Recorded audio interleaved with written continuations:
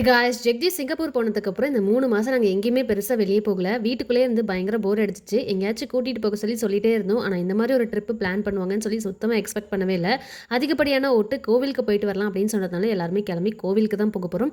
எந்தெந்த கோவிலுக்கு போகணும், இந்த ரோட் ட்ரிப் எங்களுக்கு எப்படியெல்லாம் போச்சு அப்படின்றத பத்தி தான் இந்த மினி வ்ளாக்ல நீங்க பார்க்க போறீங்க. இந்த கோவிலுக்கெல்லாம் போயிட்டு வரலாம் அப்படின்னு சொன்னதுமே எப்படியாச்சும் எஸ்கேப் ஆயிடலாம் தான் நினைச்சேன். ஏன்னா அவங்க சொன்ன கோயில்லாம் செம க்ரௌடா இருக்கும். பீக் டைம் வேற. இவ்வளோ தூரம் டிராவல் பண்ணி அந்த கூட்டத்தில் நின்று சாமி பார்க்குற அளவுக்கு எனக்கு ஸ்ட்ரென்த் இல்லை. ஆல்ரெடி கால் வலியில நான் தட்டி தடுமாறி தான் நடந்துட்டே இருக்கேன். ஸோ 2 நாள் எங்கள் அம்மா வீட்டுக்கு போய் ரெஸ்ட் எடுத்துட்டு வரேன், நீங்களாம் ஜாலியாக போயிட்டு வாங்கன்னு சொன்னால் கேட்கவே இல்லை. கோவிலுக்கு போயிட்டு வந்தால் எல்லாம் சரியாயிடும் சொல்லி எப்படியும் எனக்கு கன்வின்ஸ் பண்ணி ஏமாற்றி கூட்டிகிட்டு போயிட்டாங்க. சரி ட்ரிப்பு தான் நம்ம சொன்ன பிளேஸுக்கு கூட்டிகிட்டு போகல, அட்லீஸ்ட் இந்த ரோட் ட்ரிப்பாக என்ஜாய் பண்ணலான்னு பார்த்தா செல்லியை வச்சுட்டு எங்கே அதுவும் முடியல. ஒரு இடத்துல உட்காரவே மாட்டேன்ட்டான்.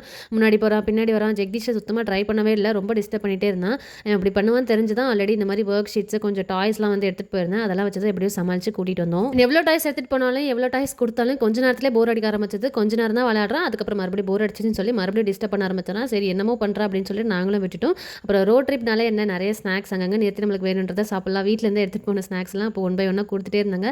நாங்களும் ஜாலியாக சாப்பிட்டுட்டு பாட்டு கேட்டுட்டு நடுவில் மழை வேற வந்துச்சு, அதையும் என்ஜாய் பண்ணிட்டு ஃபர்ஸ்ட் நாங்கள் போன கோயில் நாமக்கல்ல இருக்க ஆஞ்சநேயர் கோயிலுக்கு தான் போயிருந்தோம். இதான் ஃபர்ஸ்ட் டைம் நான் இந்த கோவிலுக்கு வரேன். உள்ள என்ட்ரானதுமே ஒரு 18 அடி உயரத்தில் ஒரே கல்லே செதுக்கி செம பிரம்மாண்டமான ஒரு ஆஞ்சநேயர் சிலை இருந்துச்சு. பார்க்கவே செம கூஸ் பம்ஸாக இருந்துச்சு. நாங்கள் போகும்போது அரௌண்ட் ஒரு 8:15 அந்த மாதிரி இருக்கும். கிட்டத்தட்ட கோவில் க்ளோசிங் டைம் தான். பெருசாக கூட்டம் எதுவுமே இல்லை, இருந்தாலும் ரொம்ப ரிலாக்ஸ்டாக நின்று பொறுமையாக நல்லா சாமி பார்த்தோம்.